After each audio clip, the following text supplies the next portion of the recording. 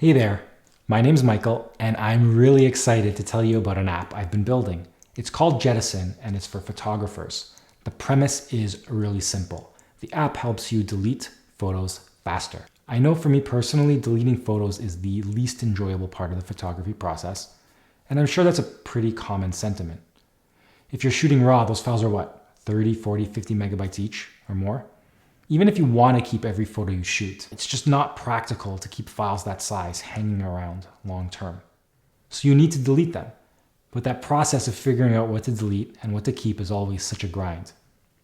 Now, you're probably already deleting more shots than you keep, but there's no apps designed around making that process easier, faster, less stressful. The software we use for managing our photo libraries is just not designed around helping you delete stuff. That's why I'm building this, by the way. The deletion process stresses me out. Like, it really, really stresses me out. Or at least it used to before I started using Jettison. Anyways, it got to the point where I'd stopped taking out my fancy camera to capture moments with my family because the thought of adding more photos to my queue of photos to prune for deletion just became unbearable. So many thousands and thousands and thousands of shots just sitting there in Lightroom, not pruned, not edited, not processed in any way. Just stressing me out. Anyways, Jettison has made a huge difference for me. I'm enjoying photography a lot more, and I'm taking out my camera more often.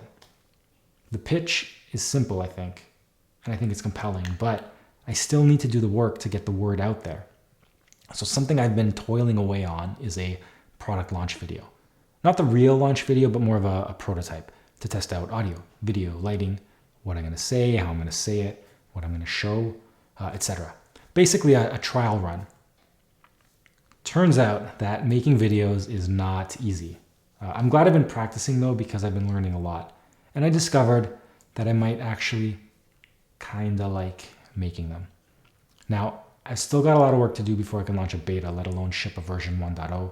And I'm going back and forth with Apple right now about some radars that I hope can be fixed in the short term that will improve the performance and reliability of the app, especially for Fuji shooters. So the app's not launching quite yet. But it also hit me during this launch video prototype process that I've been working on Jettison for almost a year and a half, and only a few people have seen it. But now I'm at that stage where I want to start showing people and getting feedback. I got an idea though. In the indie game scene, devlogs or developer logs are a commonly used tool for sharing updates, progress on your game. They help the developer stay motivated, and also to build up excitement about the game, and they can even help get a community going. They make a lot of sense in that context because you can show off art and gameplay mechanics and music and all the other great stuff that goes into making games. But devlogs aren't commonly used outside of the game dev scene. I can't think of any non-game examples off the top of my head right now, but here's that idea I mentioned. Why not try to make a devlog for my app? So here we are. I'm not sure if I'm going to publish this video, but welcome to Jettison Devlog number 1. If you're seeing this, I published the video and am going to give this whole YouTube channel thing a go. My plan for the first devlog is to do a tour of the main parts of the app. In future videos, assuming the experiment continues, I'll cover a variety of different topics like marketing, other launch considerations like what bugs and features are gating before I can launch the beta, the roadmap more generally, and to deep dive into the design of new features. Where it's interesting, I'd also like to discuss implementation details. And in some cases, it may make sense to jump directly into the code. There won't be any shortage of stuff to talk about. It's also fun because this is an indie project. It's totally solo, just me working away over here. This is my office. I quite like it. It's cool. But yeah, it's just me. So the videos can go into a lot of detail about different topics, obviously about the app itself, but also like the broad range of supporting activities required to launch an indie app. So I hope you find this interesting. I'm excited to try out this devlog experiment. Okay, let's jump in. Jettison is an app for photographers. It helps you delete photos faster. It's an iPad app, and in the future it'll be available for iPhone and for Mac as well. That's designed to be used before you import photos into your photo library. So at a high level, the workflow is shoot some photos, then connect your SD card or your camera directly to your iPad, then launch Jettison and quickly delete all the unwanted shots, and then import the remaining photos, the good ones, the ones you want to keep, into your photo library or editor, like Lightroom or whatever it is you use to edit and store your photos. Let's take a look. So we recently went apple picking as a family. The photos are on this SD card. I haven't gone through them yet. I figured it would be cool to just go through them with you on camera. 465 photos. We were at the apple farm for like an hour and a half tops. This is exactly why I needed to build this app. Right now, Jettison is using machine learning to understand what's inside of each photograph.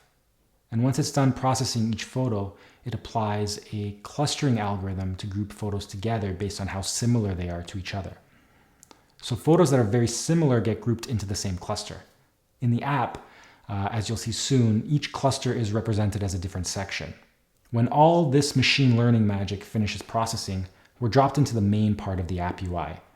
This user interface is focused exclusively on pruning photographs as quickly and easily as possible. First off, each cluster gets its own section in the UI. Sections alternate background colors so you can quickly distinguish between them. Look at how the photos in each section are similar to each other. To flag a photo, swipe left or swipe right. To take a closer look at a photo, pinch in and move the photo around. This combination of pinching and swiping is really useful for making quick decisions about what to keep or not keep. You can change how many photos you see at once by choosing a different layout. You can do 2 across, 3 across, 4 across, etc. You can filter what appears based on its flagging status. So for example, here we can hide all photos that we've rejected. Or you can double tap to apply only that particular filter. For example, to see only the rejected photos, double tap on the red X. Apps for managing your photo library generally sort photos by time. That's not what's happening here though, at least not by default. Let's run through this because it's really powerful.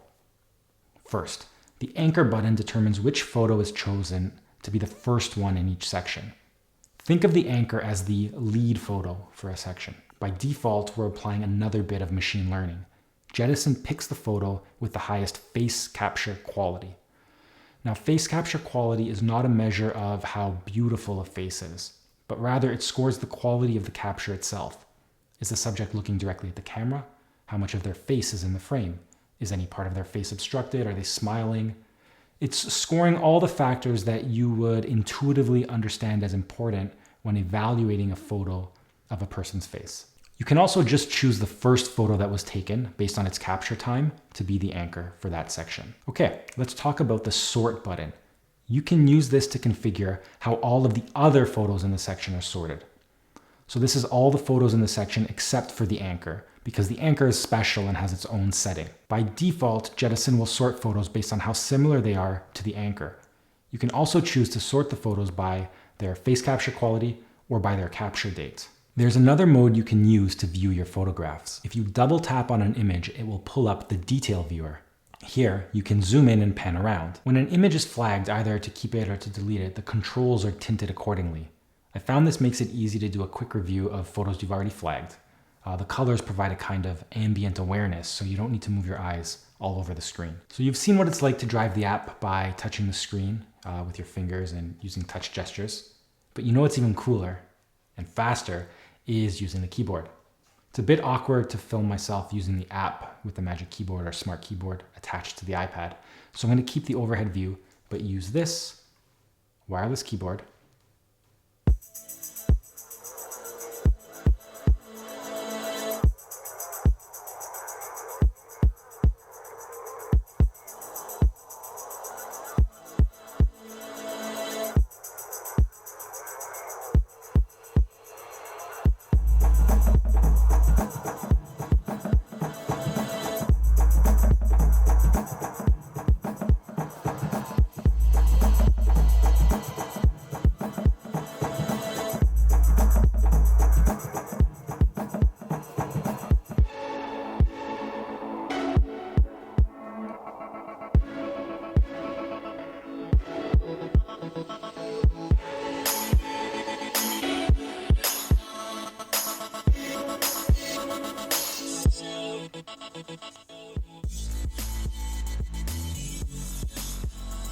Okay, I think we're all done with the pruning.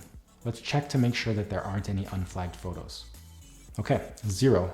That means that every photo has been accounted for. Now let's jump to the review screen. We can quickly scroll through here, check the photos, great. And then let's hit delete.